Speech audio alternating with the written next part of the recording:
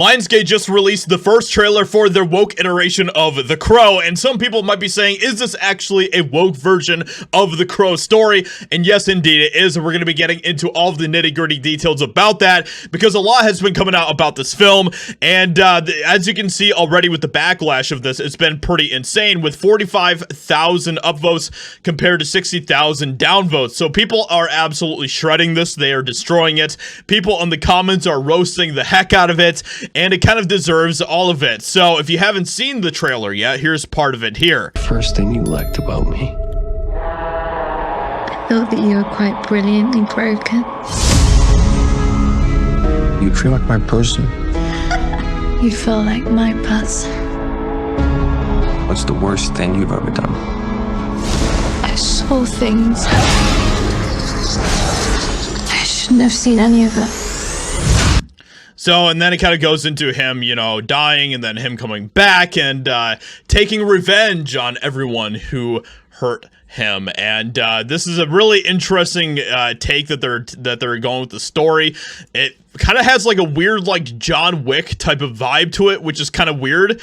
I don't know if that was intentional or not, but it definitely feels pretty grimy, pretty dark. But already right off the bat, we have comments like from Watch Mojo saying, getting super easy barreling and inconvenience vibes, rip Brandon Lee. This is kind of a slap in the face to Brandon Lee, unfortunately, and especially when we get into the things that they're talking about with this film and how they're going to wokeify the Crow story, we can see that that is indeed the case. So let's go ahead and jump into that, because things are not as hunky-dory with this whole story as some people believe. So The Crow, new looks and quotes. So we have a quote here from Bill Skarsgård, who I've been a pretty big fan of. I think he's a really talented actor. I think he's been in a lot of really cool stuff. This is what he had to say about The Crow. I was a huge fan of the original film growing up as a kid and was so honored to take on the role of Eric Draven. But really what drew me to it was what Rupert Sanders, who's the director of the film, wanted to do with it.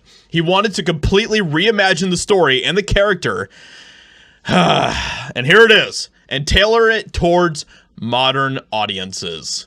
How many times have we heard that over the past few years? Way too many to count. We've seen it happen time and time again, and whenever they use that phrase, they wanted to remake it and tailor it to modern audiences, what do we end up with? Absolute crap. We've seen it happen time and time again. One of the best examples that I can think of that has probably been the nearest and dearest to me is Rings of Power, where that is exactly the approach that they had with Rings of Power. They wanted to take what Tolkien wrote and refashion it for modern audiences because they can do it better than Tolkien.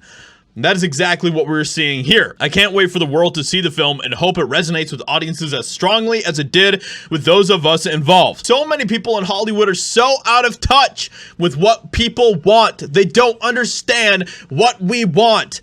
This has been a huge problem with Hollywood for years now at this point, where they think that what we want are modern audience stories. But we've seen this happen time and time again. We've seen them flop time and time again. We've seen them get destroyed time and time again. People don't want this crap. This right here shows you that that is the case.